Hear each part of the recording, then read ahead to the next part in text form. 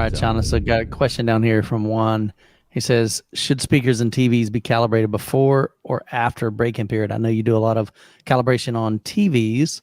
And it's, yeah. So basically, here's what I did.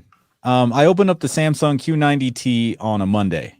On Tuesday, I calibrated it with the guy from Calman. And then I let it play. We watched TV and stuff. I got it to look great. All right. Measurement wise, it looked perfect, right?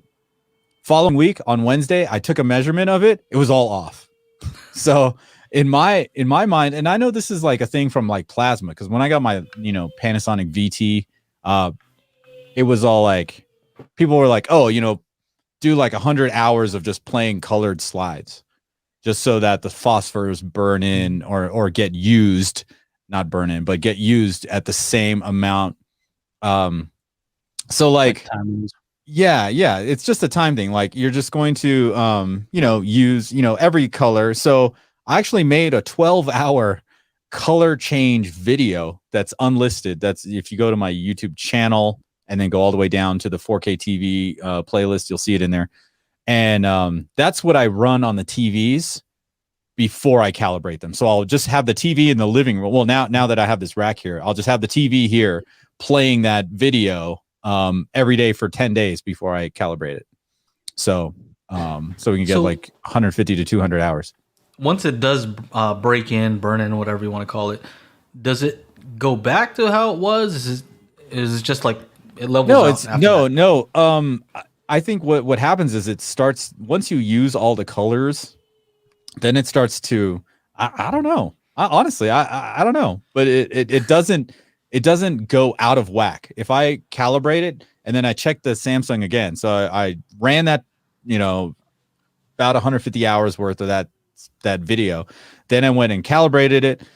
Like a few days later, then a week later, I checked the measurements on it, and then it stayed. It was normal. That's weird. Was like almost exactly as. So there's still a little bit of variance. So it stabilizes for the most part, though, right? Yes, that's a good way to talk about it. To word it, stabilize it. So yeah, it was kind of weird because that's a thing that only happened with like plasma. So I would imagine maybe OLED it happens with. Although I'll tell you this, that Sony A8H was like a freaking oven in our bedroom when I played that slide, because those slides are like full like saturated colors. So it's like that OLED was working. I'm like, why is it so hot in here? Like, oh, is it this TV? I'm like, oh crap, I gotta move this out. I mean, it's fine in the winter, but in summertime is when I had it, and it was bad. It was bad. Like a little space heater, Yeah, no, we don't want that. That means it's just cooking. Like it's just taking up a whole lot of electricity. You don't want any of that.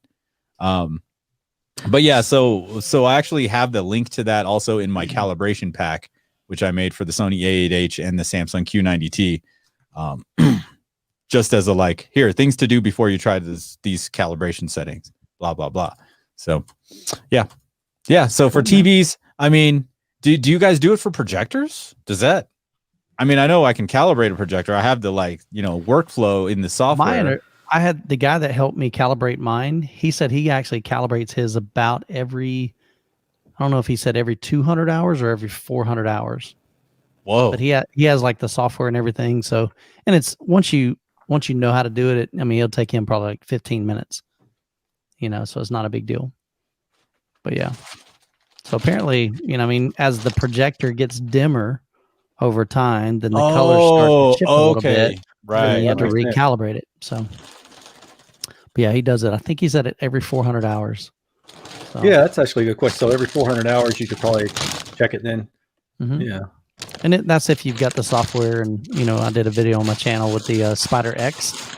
And it's definitely an inexpensive kind of calibration. And it's not perfect and everything. But, you could spend, I mean, imagine hiring a professional calibrator to come out even every 500 or 1,000 hours. Or every 2 months. Just think about it every 2 months, right? Yeah, if you want that ain't happening.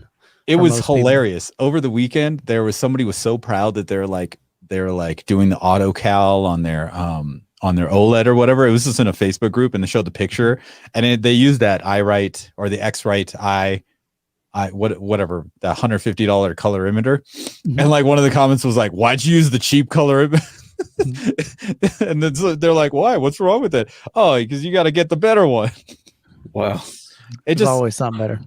Well, I mean, the one I have was about $700, and the difference when you get into the higher color emitters is the speed at which they do the detecting, right? So it's going to be a lot slower on that X1 than it will on mine, and then mine will be slower than the $3,000 color emitter. And some of these things, like it took me like 7 hours to do the to get this stupid game mode on the Q90T looking right. Like, so it's one of those things. There was a second part to that question too, right? Yes, it's about audio as well. So speakers, you guys go talk about speakers. Speaker breaking. I was just going to say, I know it's probably blasphemy, but I think when I got my projector, however long ago it was, I still haven't calibrated it. I just set it on the brightest mode possible and just rolled with it. How does that make you feel? Does that make you want to? I mean, I don't care. Like baby or something? You do what Joe always says. Do you? Do you, bro? Do you? I don't really care. I mean, blasphemy, right? It all depends. I mean, it all depends. Like, what's going on in your room? You know, is it a bright room with like 10 giant windows? Do you have morning sun, afternoon sun, evening sun? Plus, how much do you care? How does that? How much do you care if you don't care? Yeah, if you don't care, you don't care. The vast majority of people do not calibrate any of their TVs. They're like, I spent $2,000, so it should already be calibrated. Yeah, good luck with that, buddy. But well, I mean, I did calibrate it based on like one of these discs that I ordered online, but I haven't touched it since then, and I probably need to replace the bulb because at one point it started flickering on me. Oh. I was like, oh, well, I'm just going to flip the fan to high power mode and try to get this as much possible juice as I can. So I don't know, man. I just don't want to pay the money for the bulb. Yeah, they're expensive. So my old, I've had like 4 projectors now. I think had 2 Panasonics, and then an Epson, and then the JVC. The first 3, they're like $300. JVC is like $750. Jeez, that's no joke, man. Yeah. So I have a Ben Q one, and they come calibrated sometimes. Like some of them.